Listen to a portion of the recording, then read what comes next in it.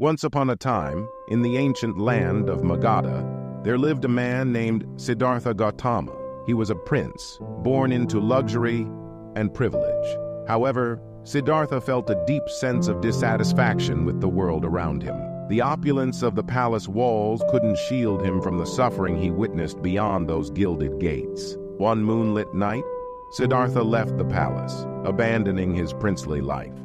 He wandered through forests, meditated under the Bodhi tree, and sought answers to life's fundamental questions.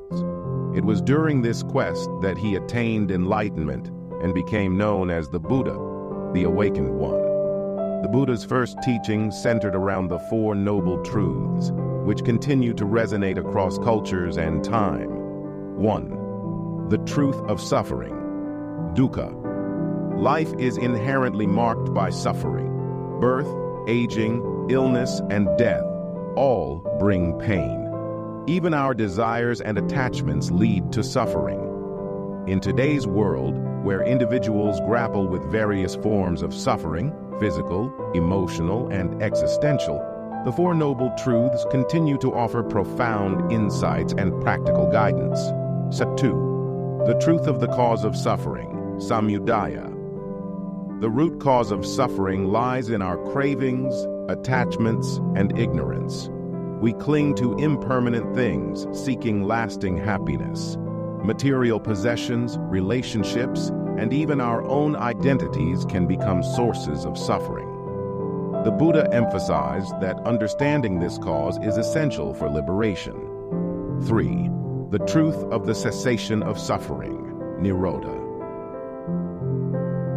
There is a way to end suffering. The cessation of suffering comes through the cessation of craving and attachment. By letting go of our desires and understanding the impermanence of all things, we find peace. This truth reminds us that change is constant, and our suffering can end if we embrace impermanence. 4. The truth of the path to the cessation of suffering.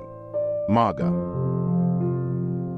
The Noble Eightfold Path provides a practical roadmap to end suffering. It consists of 8 interconnected steps that guide us toward enlightenment.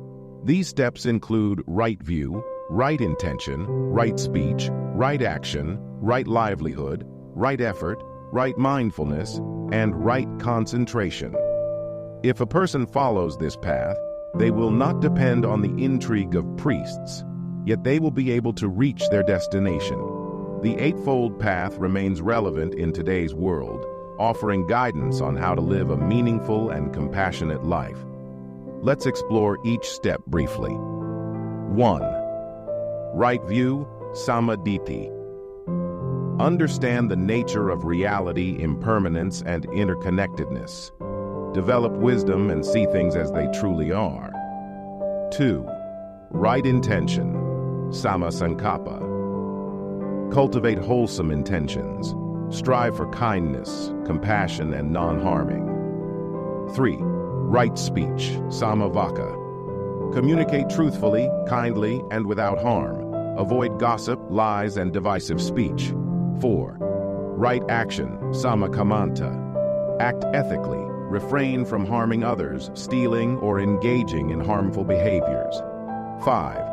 Right livelihood, samma ajiva. Choose a livelihood that aligns with ethical principles. Avoid occupations that harm others or exploit them. 6. Right effort, samavayama. Cultivate positive qualities and abandon negative ones. Strive for balance and persistence. 7. Right mindfulness, samasati. Be fully present in the moment. Observe your thoughts, feelings, and sensations without judgment. 8. Right concentration, sammasamadhi. Develop focused meditation. Attain deep states of concentration to gain insight and wisdom. In today's fast-paced, interconnected world, the Eightfold Path offers a timeless guide for ethical living, inner transformation, and awakening. It reminds us that our actions matter, and by following this path, we can alleviate suffering for ourselves and others.